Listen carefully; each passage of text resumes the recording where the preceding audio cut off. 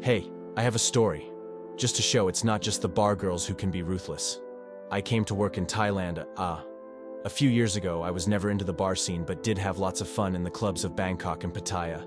I had some friends in Bangkok and still are close buddies to this day. We always watched each other's backs during various escapades. Friendship was more important than any Thai girl. I was due to go to a club in Egma on the night of the fire on January 1st, 2009, but arrived after that.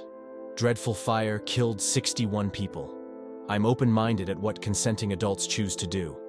I have no problem with girls that need to make money and provide for their families. It does annoy me, however, when foreigners attempt to rip them off in their own country, show some respect to your host country, and play the game for what it is. I met a girl called Nok, not her real name. Of course, she was shy and from a respectable Bangkok family. After a long and protracted courtship, we got married. I never played away despite living in central Bangkok with its many distractions. Nok came with me when my job took me away from Thailand and traveled back to the UK on many occasions. As well as all over the rest of Europe. Sure enough, our daughter appeared born at Bumrungrad Hospital. Of course, I bought an SUV, land, house, the works. Throughout the 11 years, she played the perfect wife. Nok was becoming more demanding to control money, as is normal in Thai culture, using our daughter as leverage.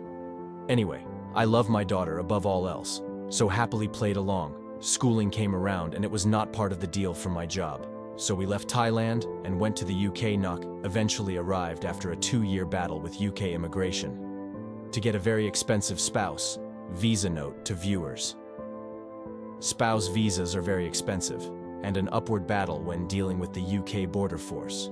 In the UK, I earned 70k a year, plus I had free accommodation, yet immigration was still very difficult. Anyway, they arrived. Nok immediately demanded control of all of our money. She also refused to get a job.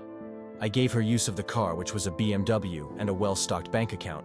Nothing was good enough. She refused a well-paid job and she refused to try and integrate. I offered her flights to go see her relatives who live in Europe. No and no. Eventually she left to go back to Thailand. A low blow considering our daughter was in the hospital with a problem which would require 4 operations. She told our daughter she was going on a vacation. After 6 months, she returned to the UK seeking a fresh start, but soon returned to her own ways of demanding money and weaponizing our daughter. One evening I returned to find her, and our daughter had gone. After a 4th night with a police search, they were found. Next, I got notice that she and our daughter were in a shelter and I was accused of abuse.